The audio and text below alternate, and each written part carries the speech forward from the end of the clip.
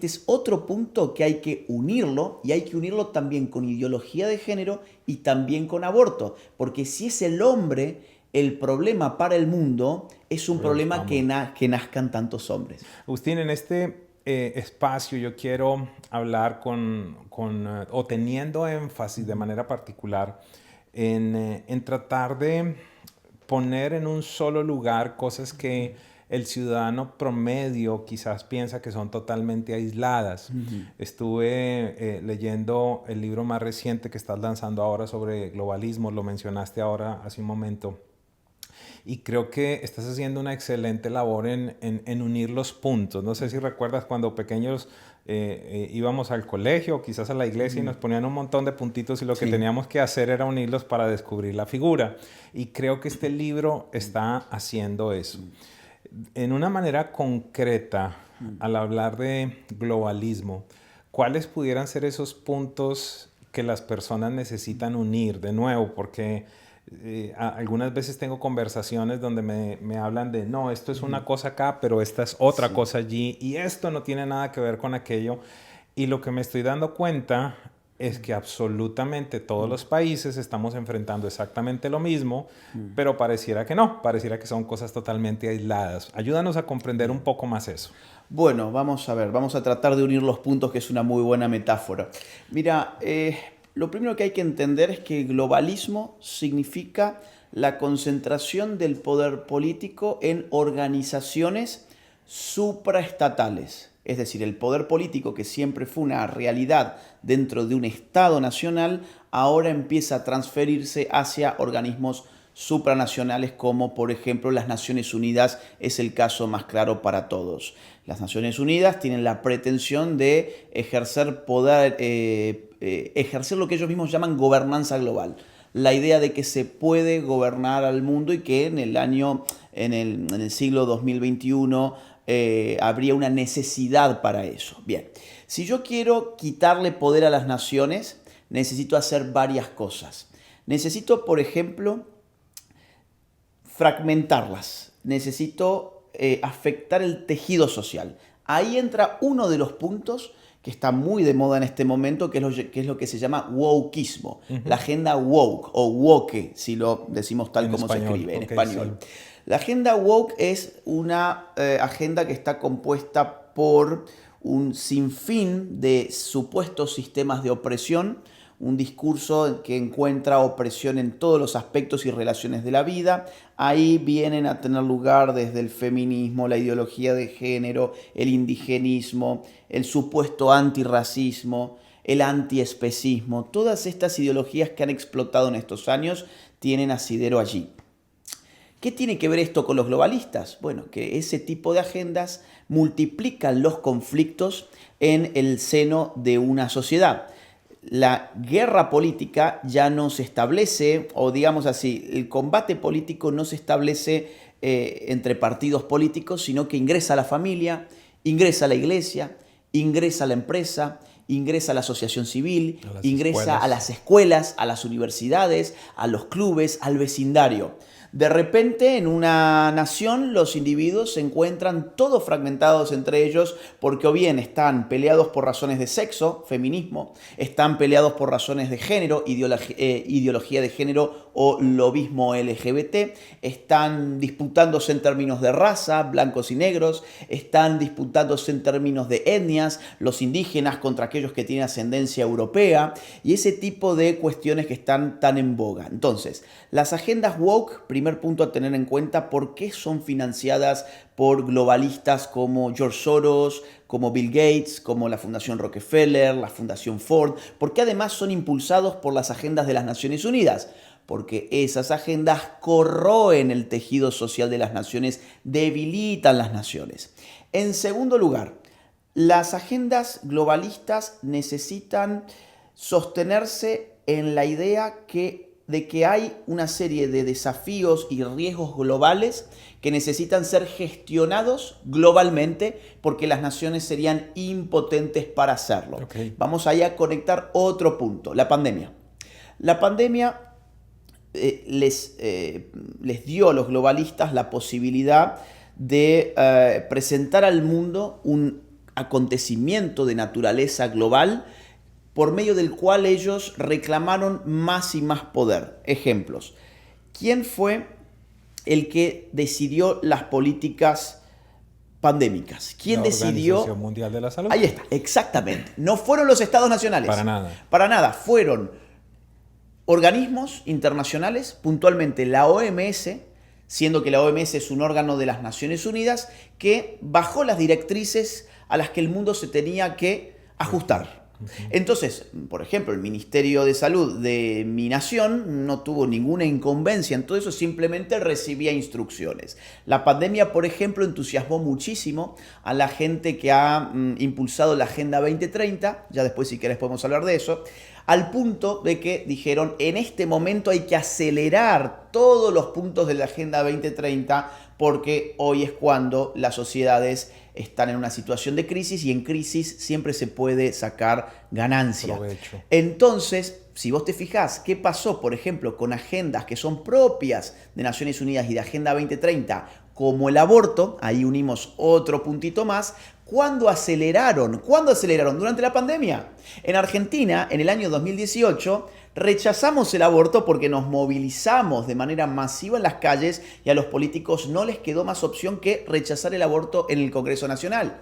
Pero con Alberto Fernández, solo 2 años más tarde, y en el marco de un encierro generalizado, de una cuarentena generalizada, el aborto terminó pasando porque nadie podía salir a las calles.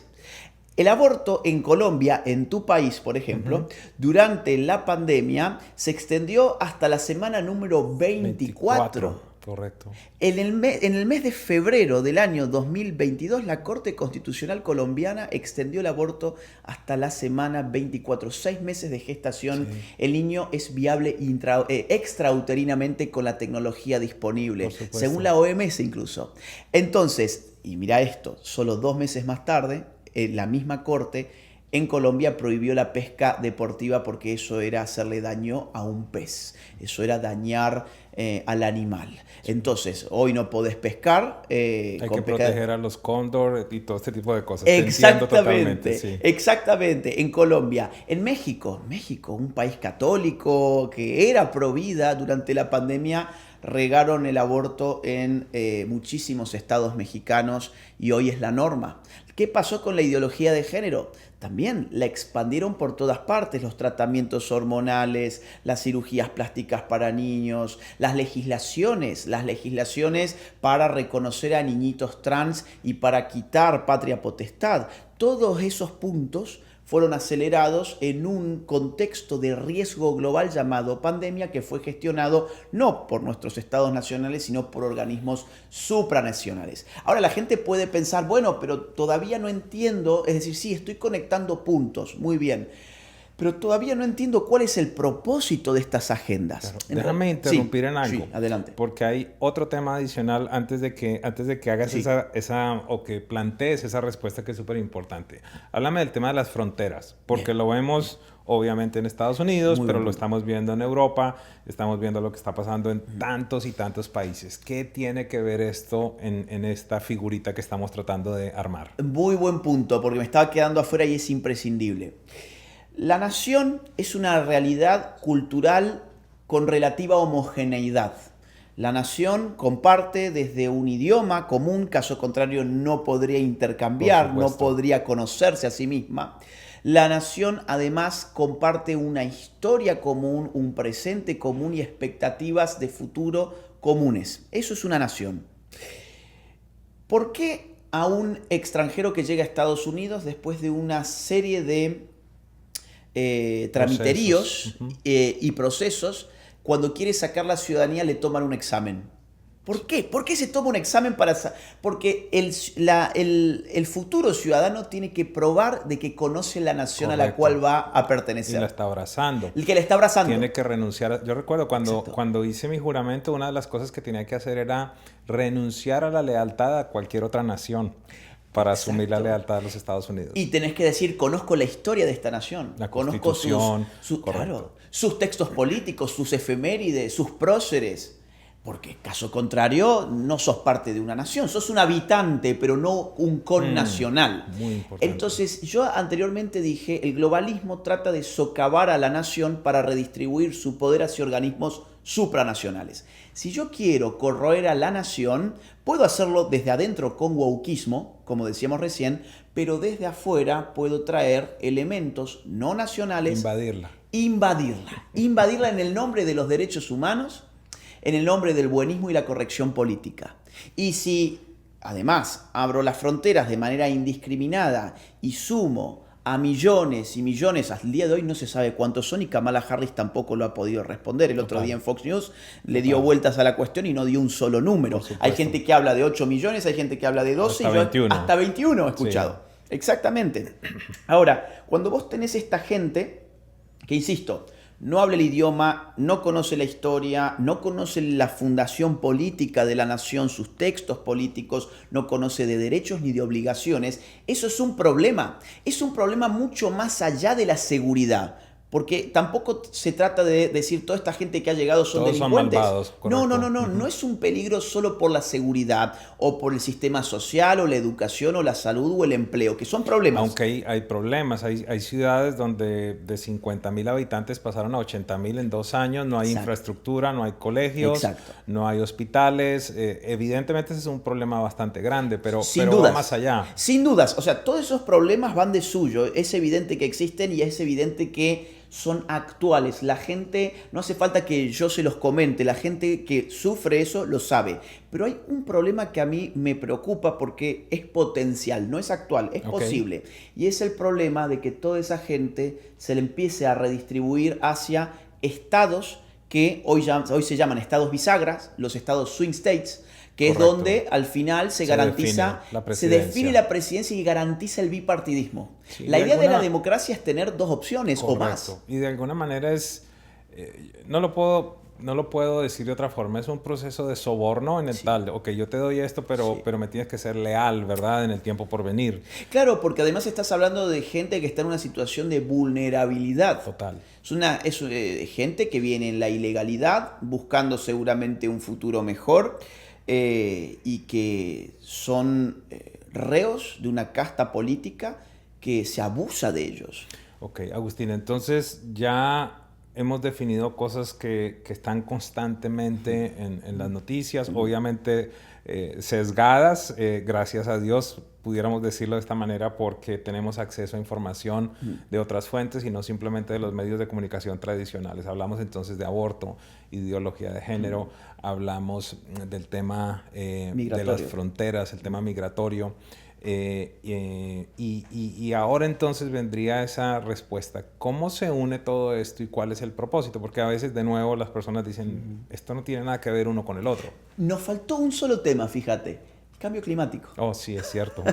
Ahí hay otro punto. El cambio climático, hoy que hay muchos científicos que han levantado su voz para decir que el cambio climático no es antropogénico, es decir, el cambio climático ha habido siempre. Los investigadores, los expertos, los científicos saben muy bien que el planeta Tierra no siempre ha tenido la misma temperatura.